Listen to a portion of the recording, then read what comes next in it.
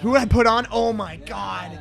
Yari, I don't want to miss out on. People I'd put on right now, Yari, he's cool. He's like a child currently, but his music's like really good. Every so often there's a kid that's just crazy. Just like make everyone like, they just make them look bad.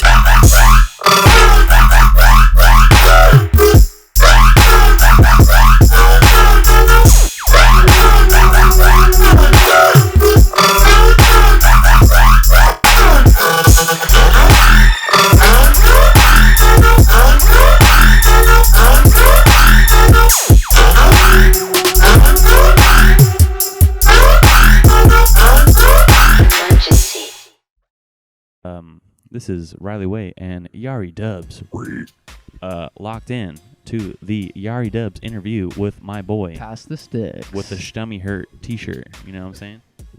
Episode 4 of PassThaSticks. You know what I'm saying? We just coming off fucking murking some zombies.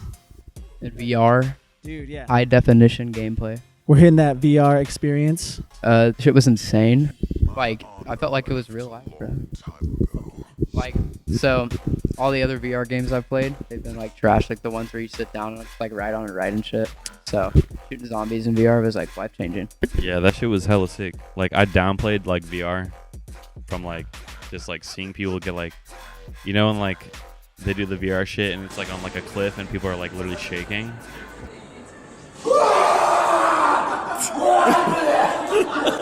I was like, all right, like, yeah. I was like, damn, is it that serious? And I was like, bro, when that mech came out, dude, that was crazy. That shit like fell in front of us, or like the zombies came out of nowhere while we were fighting the mech, and you had to turn around, and you saw those motherfuckers down there.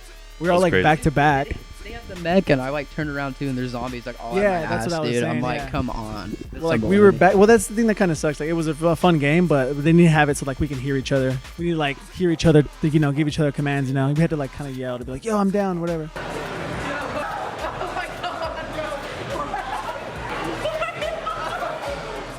Yeah. So yeah, so a big shout out, thank you to Bit Circus for hooking it up. You know. Oh yeah. So go to Bit Circus. It's pretty tight. Yari, tell me about yourself. ASL. I grew up in Illinois, small town, not much to do there except like go to school and have school spirit and shit. I grew up listening to like Rush and stuff, so my dad was like putting me on the metal and rock and shit, and I think Rush was like one of those bands that birthed my love for like synthesizers and shit.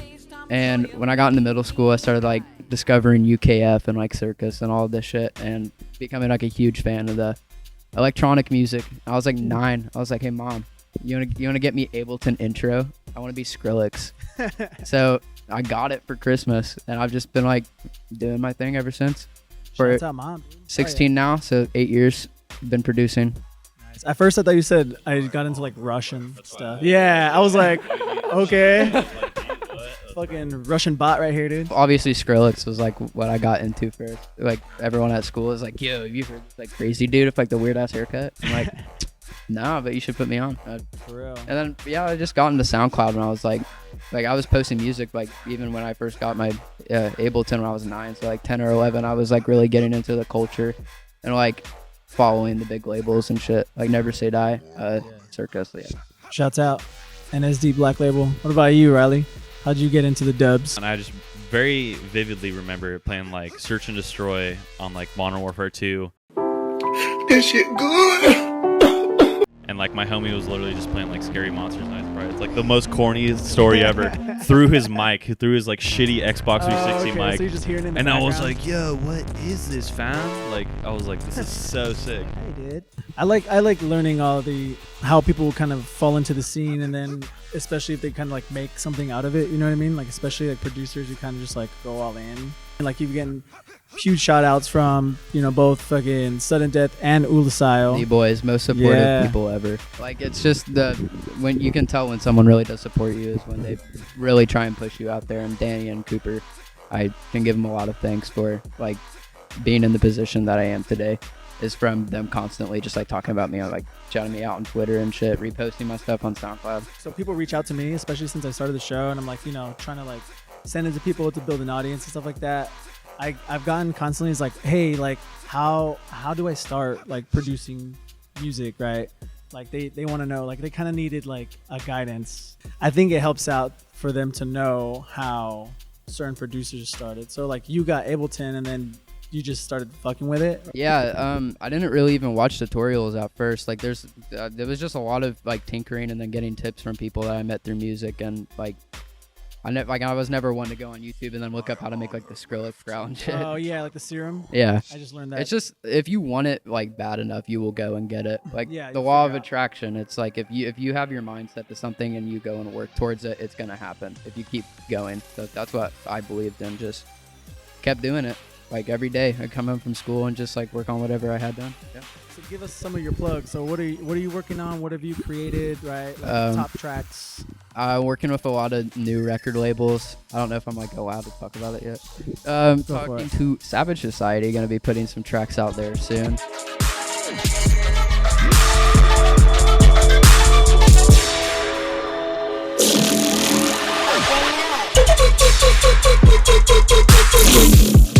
Base Weight Records probably coming back there soon. Shot some music to DPMO and Funk Case liked it, but just like hopefully I can make one of those platforms soon. Because that's the other thing too. Like someone else hit me up. They're like, "Hey man, like my main goal is like to get on like NSD. Like how do some people do it?" So it's kind of cool just to like that if they get the stories of how the people make it. You know what I mean?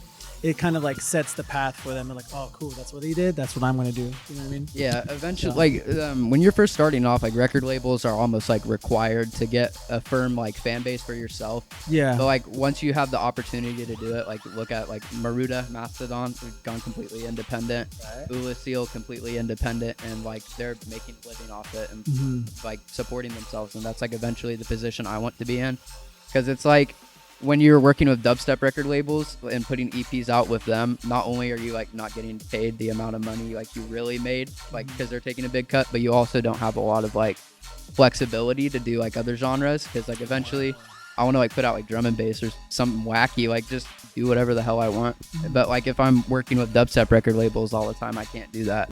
Solar Blankface has been putting a lot of effort in like getting in contact with a lot of the newer producers that have been coming out on SoundCloud. And then you also have what, Sinister Six, right? Yes. Trying to bring back the whole like group feeling to dubstep, because there hasn't been like a really prolific group in a while. Like Monsters has kind of just been chilling for a bit. All the other groups that were really prevalent like a couple of years ago have just kind of dropped out, and we wanted to bring that like SoundCloud like group feeling back for a new generation. Inspirations and then collabs. So you say you got into the music, right? Like Skrillex, like that. Like Yeah. A lot of people have that. Like they get into the music for Skrillex, but since then it's like, who's your go-to? Like mine was like Excision, Datsick, and you know like 12th Planet. Like when I first started, Rusko. Rest in peace, Datsik. This year, Infect and Murda and Yeah. like all those kids that got picked up by Disciple have been like fucking murdering it.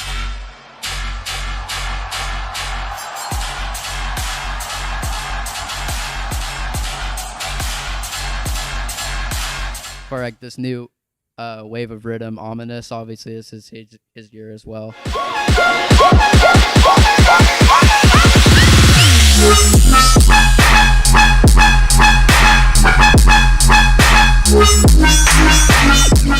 When it comes to like underground dubstep, taking like a lot of inspiration from like everyone in the Sinister Six. Neonix is coming up with like game-changing shit. Yeah, I've Uh, interacted with that dude a little bit. Akios has shot in quality in the past 7 months, like just a fucking straight up the hill. It's insane how much he's grown musically. Collabs, I want to give a shout out to Phonon. He's been killing it on SoundCloud. He's like 17. He had a thing where he was like doing a tune every 2 weeks. He'd post a clip, and he was doing that consistently this summer, and all of them have just been bangers.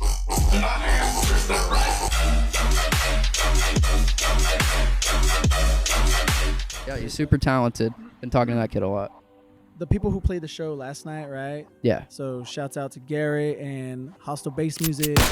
whole show was incredible. Yeah, it was just like Dubplate mayhem. fucking the pit just progressively, just slowly started getting bigger and bigger and bigger into it. Like it engulfed everybody, and everyone was a part of it, whether they wanted to be or not. I saw some fool get blasted. Like this guy looked kind of small, and like some guy jumped in the air. He straight just went, boom, yeah, like sent him flying. I was like, Rocked it, holy bro. shit. underground team was there, the underground rhythm guys. Yeah, a lot of people showing out support. That's that's cool about like the LA. Everyone's here, you know, everyone shows support. Yeah, it's fucking awesome out here. Just like driving down the street, I can't help but like just stare out the window the whole time. I can't believe I'm here.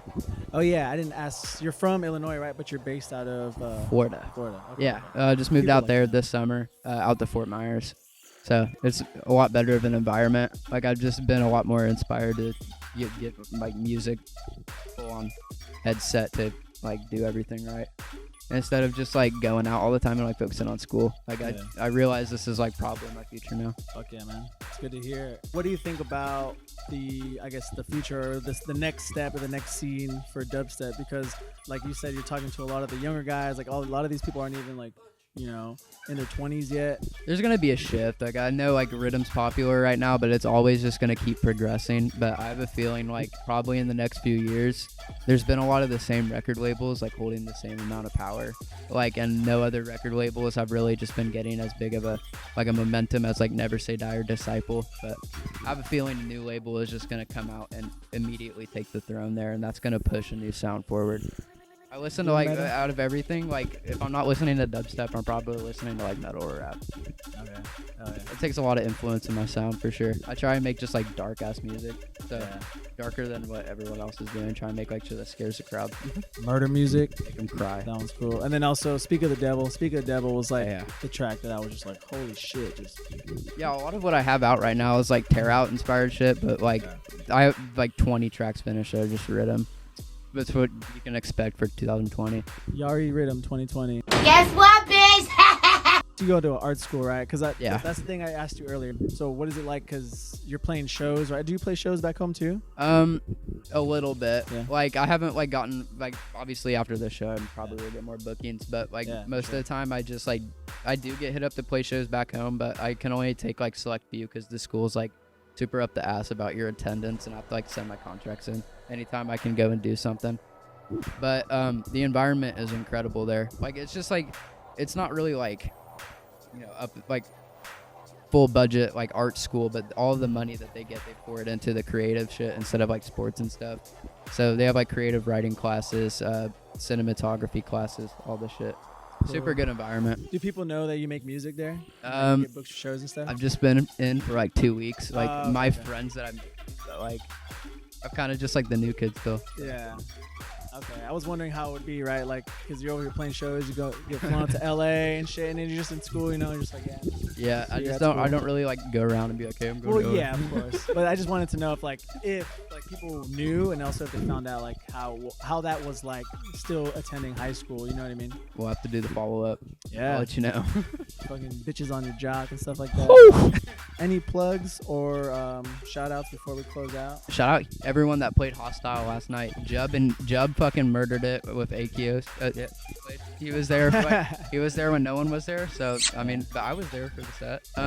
Yeah, Hugh K fucking had so many unreleased shits that sounded way ahead of the.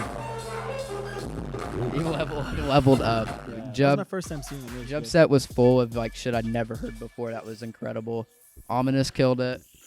Yaks too. Decimate. Yeah, special guest Yaks came out. Shout out Nolan. Nolan had never touched a CDJ in his life, and he just like grinded for like 4 hours straight at Riley's crib and just like became a pro. Was chopping on stage. Yeah. Like 4 hours of experience. 4 hours of experience, and then we got the video right here to prove it. I'm dropping it in right now. Boom. All right. I don't know how to end it. Now I'm gonna end it like that. If you like pina colada, self-destruct sequence.